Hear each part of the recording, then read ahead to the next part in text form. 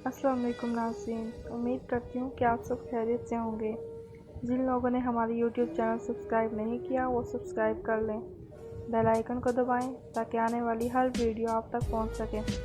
Like करें, comment करें और ज़्यादा से ज़्यादा शेयर करें।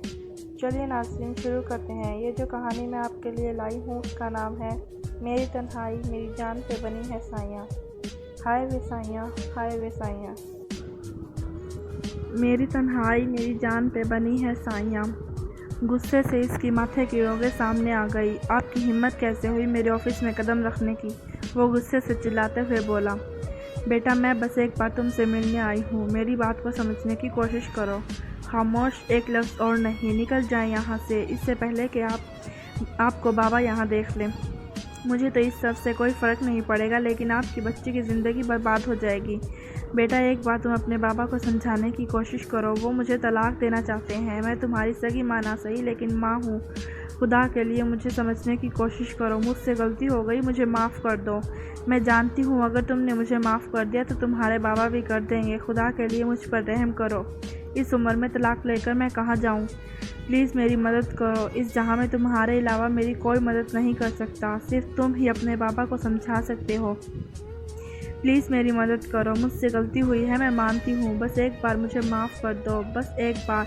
अगर तुम कहोगे तो मैं रोशाने से भी माफ़ी मांगूंगी। प्लीज़ अर्ज़ा, मैं तुम्हारे आगे हाथ जोड़ती हूँ। देखिए आंटी, प्लीज़ यहाँ से चली जाएं। मैं नहीं चाहता ऑफिस में किसी भी किस्म का तमाशा हो। ये आपका और बाबा का पर्सनल मैटर है। मैं इसमें आपकी कोई मदद नहीं कर सकता। और जहाँ तक माफ़ी की बात है, मैं कौन होता हूँ किसी को माफ़ ना करने वाला? मैं तो खुद गुनहगार हूँ उसका। मेरी तन्हाई मेरी जान पे बनी है साइयाँ। मैं तो खुद दिन रात तड़पता हूँ इसकी एक माफ़ी के लिए। मैं आपकी कोई मदद नहीं कर सकता। प्लीज़ चली जाएं यहाँ से। इस औरत से अर्ज़ा को कभी भी कोई मोहब्बत या लगाव नहीं रहा।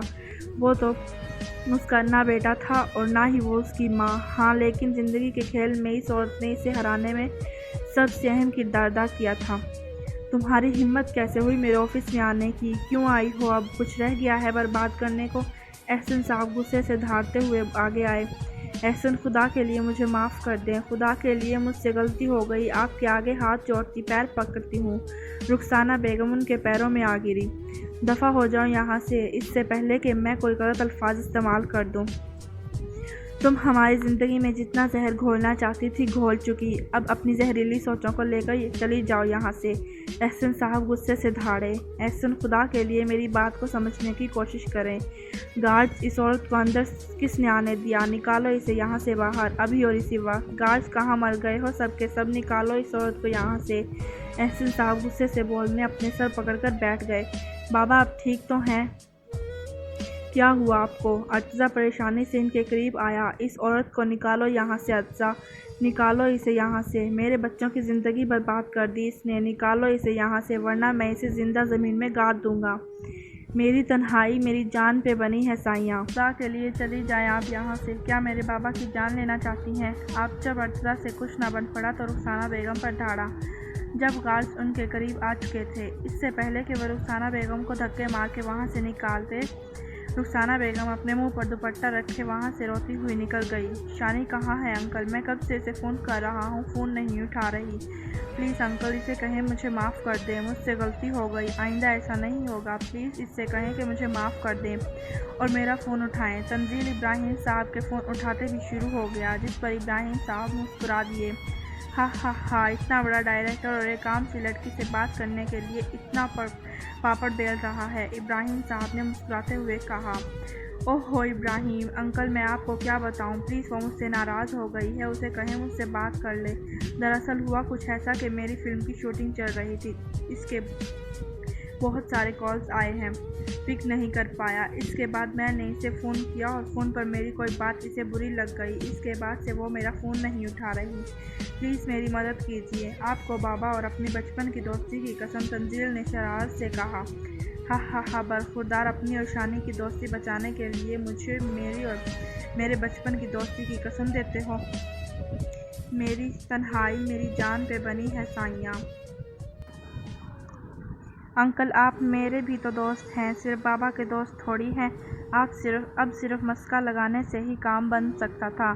ورنہ یہ ٹیڑھی بیٹی کا ٹیڑھا باپ نہ جانے کیا سے کیا کر دے۔ ہاں بیٹا، میں سیڑھیاں چڑھ رہا ہوں، بس آ گیا اس کے کمرے میں، رکو میں بات کرواتا ہوں۔ ابراہیم صاحب نے شانی کے بیڈ روم کا دروازہ کھولا تو وہ کوئی کتاب پڑھ رہی تھی، جبکہ پاس پڑا فون بند تھا۔ بیٹا، آپ کو آپ کا دوست نہ جانے کب سے فون کر رہا ہے اور آپ ہیں کہ کتاب میں اس حد تک گم ہیں کہ اس کا فون بھی ریسیو نہیں کر رہی۔ ابراہیم صاحب نے کمرے کا دروازہ نوک کرتے ہوئے کہا، سوری بابا، میں نے دھیان نہیں دیا۔ شانی کو اندازہ تھا کہ جو موبائل اس کے کان سے لگا ہے اس پر کال اس کے اسٹوپڈ دوست تنزیل کی ہی ہوگی۔ میں ابھی اسے فون کرتی ہوں۔ نہیں بیٹا، آپ یہیں سے بات کر لیں، وہ کب سے آپ کو فون کر رہا ہے۔ وہ کا مطلب اس کا اکلوتا دوست تنزیل ہی تھا۔ اس نے بابا کے ہاتھ سے فون لیا تو بابا کمرے سے باہر چلے گئے۔ بابا کے کمرے سے باہر جاتے ہی اس نے کان پر فون لگا لیا۔ سوری تنزیل، وہ دراصل میرا فون بند ہو گیا تھا، اسی لیے میں تمہارا فون ریسیو نہیں کر پائی۔ آئی ایم سوری شانی، میں نے معذرت کی۔ کوئی بات نہیں شانی، میں جانتا ہوں فون تم نے جان بوجھ کر نہیں اٹھایا تھا، میں سمجھ سکتا ہوں میری بات تمہیں بری لگی ہے۔ میری تنہائی میری جان پہ بنی ہے سائیاں۔ کون سی بات؟ مجھے تمہاری کوئی بات بری نہیں لگی۔ تم کون سی بات کی بات کر رہے ہو؟ شانی نے اگنور کیا۔ چھوڑو، آج مل رہی ہو مجھ سے؟ تنزیل نے ٹاپک چینج کیا۔ اتنے مصروف ڈائریکٹرز کو ایک عام سی لڑکی سے ملاقات کرنے کا وقت کہاں سے ملا؟ شانی نے چونٹ کرتے ہوئے کہا، میں تمہارے لیے کبھی مصروف نہیں ہو سکتا۔ شانی، یہ بات تم بہت اچھے طریقے سے جانتی ہو۔ مجھ سے ملو، میں تم سے بہت ضروری بات کرنا چاہتا ہوں۔ تنزیل کا لہجہ بہت سیریس تھا۔ ٹھیک ہے، کہاں آؤں میں؟ جہاں کوئی مجھے پہچانے نہ۔ مشہور ہونا بھی ایک مصیبت ہے۔ شانی کی معصوم سی مسکراہٹ اس کے لیے کسی میٹھی ہوا کے جھونکے سے کم نہ تھی، اور یہی بات آج وہ اس پر ظاہر کرنا چاہتا تھا۔ آج پھر اپنے کمرے میں اندھیرا کیے بیٹھا تھا۔ جب بھی اداسی اس کی ذات پر چھاتی وہ ایسا ہی کرتا تھا۔ اسے اس کے سگریٹ پینے سے نفرت تھی۔ اس نے یہ عادت چھوڑنے کی بہت کوشش کی، لیکن عادتیں آسانی سے نہیں جاتی۔ یہ انسان کو اپنے آگے بے بس کر دیتی ہیں۔ وہ ہمیشہ کہتی تھی، یا تو سگریٹ چھوڑ دو یا پھر مجھے۔ اس سے بدلہ تو کچھ نہ تھا، بس اس کے سامنے سگریٹ پینا چھوڑ دیا اور اس کے جانے کے بعد ایک بار پھر سے سگریٹ کا سہارا لیا۔ میری تنہائی میری جان پہ بنی ہے سائیاں۔